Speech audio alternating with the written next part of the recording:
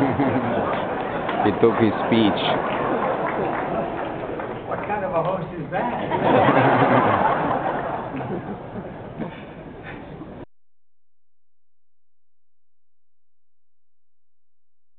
Career. I thank you, Mr. President, and it's always good to see you. I appreciate your hospitality to me and Cindy and Governor Palin. And let me also congratulate you, sir, on the great work of the Clinton Global Initiative. It says a lot.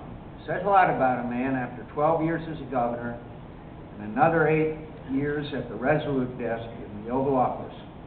He's still working hard in service to others. Bill Clinton is a man who has achieved enough in public service by any measure except his own.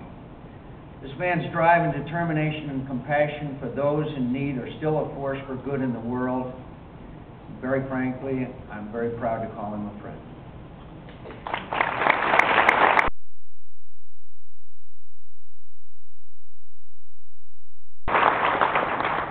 Your kind invitation brought me here to discuss especially climate change, extreme poverty, and epidemic diseases. But I know and hope you'll understand if I begin by addressing a crisis of our own right here in America. A crisis that began not far from here in the financial district of this city. We know this is a crisis with serious implications and consequences for our nation and for the world.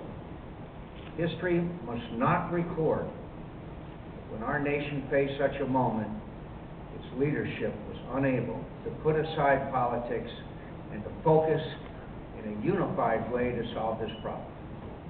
It's time for everyone to recall that the political process is not an end in itself, nor it is intended to serve those of us who are in the middle of it. In the Senate of the United States, our duty to serve the people of this country, and we can serve them best now by putting politics aside and dealing in a focused, straightforward, bipartisan way with the problem that's at hand. For the Congress, this is one of those moments in history when poor decisions made in haste could turn crisis into a far-reaching disaster. If we do not act, credit will dry up, with grave consequences for workers and businesses across American economy and beyond. People will no longer be able to buy homes. Their life savings will be at stake. Businesses will not have enough money to pay their employees, and as ever, the greatest burden is borne by the American people. $700 billion is a staggering and unprecedented figure, and there should be no misunderstanding about the dimensions of this proposal. $700 billion, for example, could rebuild the crumbling infrastructure in every town, county, and state in this country. A great deal is being asked the American people, and great care must be taken to ensure their protection. As most of you know, I'm an old Navy pilot, and I know when a crisis calls for all hands on deck. That's the situation in Washington at this very hour, when the whole future of the American economy is in danger. I cannot carry on a campaign as though this dangerous situation had not occurred, or as though a solution were at hand, which it clearly is not. As of this morning, I suspended my political campaign, as you know, with so much on the line for America and the world. The debate that matters most right now is taking place in the United States Capitol. I intend to join it. Senator Obama is doing the same. America should be proud of the bipartisanship that we're seeing. It's become clear that no consensus has developed to support the administration's proposal to meet this crisis. I do not believe that the plan on the table will pass as it currently stands, and obviously we are running out of time. So I'm returning to Washington to seek 5 fundamental improvements to this critical legislation. I've laid out these principles over the past week. First, There must be greater accountability included in this legislation. I've suggested a bipartisan board to provide oversight for the rescue. We won't solve a problem caused by poor oversight with a plan that has no oversight. Never before in the history of our nation has so much power and money been concentrated in the hands of one person. And there must be protections and oversight in place. Second, as a part of that oversight, there must be a path for taxpayers to recover the money that's put into this fund. When we're talking about $700 billion taxpayers' dollars, that money can't simply go back into a black hole of bad debt with no means of recovering any of the funds. Third, there must be complete transparency in the review of this legislation and in the implementation of any legislation. This can't be thrown together behind closed doors. The American people have the right to know which businesses will be helped, what that selection will be based on, and how much that help will cost. All the details should be made available online and elsewhere for open public scrutiny. Fourth, it's completely unacceptable for any kind of earmarks to be included in this bill. It would be outrageous for legislators and lobbyists to pack this rescue plan with even more taxpayer money for favored companies. And frankly, members of Congress who would attempt such a thing are scarcely better than the most reckless operators on Wall Street. Fifth and finally, no Wall Street executive should profit from taxpayers' dollars. Let me put it this way. I would rather build a bridge to nowhere and put it square in the middle of Sedona, Arizona, than take money from teachers and farmers and small business owners to line the pockets of the Wall Street crowd that got us here in the first place.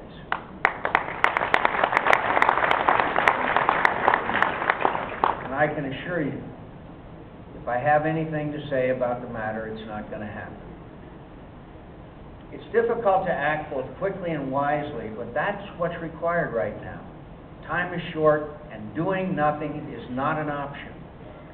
I'm confident before the markets open on Monday that we can achieve consensus on legislation that will stabilize our financial markets, protect taxpayers and homeowners, and earn the confidence of the American people. I've seen Republicans and Democrats achieve great things together when the stakes were high and it mattered most.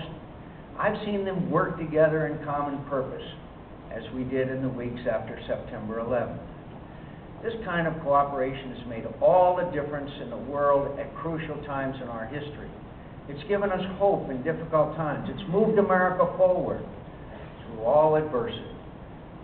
Now in this crisis, we must work together again and put our country first.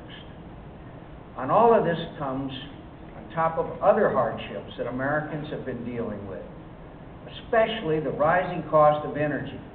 And these two, as you well understand, at the Clinton Global Initiative, are problems that require us to call upon the best ideas of both parties. For the future of our economy, nothing is more essential than a secure and affordable supply of energy. As you well know, people are hurting. They're hurting because the cost of gasoline is out of control. Small farmers, truckers, and taxi drivers in this city and elsewhere are unable to cover their costs. Small business owners are struggling to meet payroll. For American workers, the cost of living is rising and the value of paychecks falling. All of this, in large part because the price of oil is too high and the supply of oil too uncertain. These citizens believe their government has a duty to finally assure the energy security of this country, and they are right. Every form of economic activity requires the use of energy, and that's why we need to draw on the best ideas of both parties on energy policy and work together for the common good. Among our challenges is one that we hardly even understood back when America first learned to associate the word energy with crisis. We now know that fossil fuel emissions, by retaining heat within the atmosphere, threaten disastrous changes in climate. No challenge of energy is to be taken lightly, and least of all, the need to avoid the consequences of global warming. Over time, we must shift our entire energy economy toward a sustainable mix of new and cleaner power sources. This will include some we use already, such as wind, solar, biofuels, and other sources yet to be invented. It will include and must include a variety of new automotive and fuel technologies, clean burning coal and nuclear energy, a new system of incentives under a cap-and-trade policy to put the power of the market on the side of environmental protection.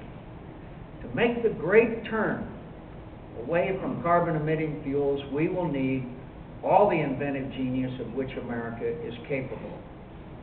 We will need as well an economy strong enough to support our nation's great shift towards clean energy.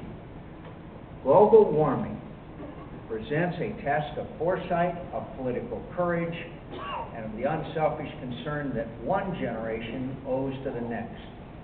We need to think straight about the dangers ahead and meet the problem with all the resources of human ingenuity at our disposal.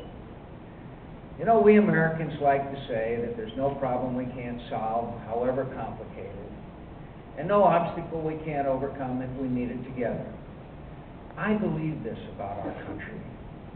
Now it's time for us to show those qualities once again.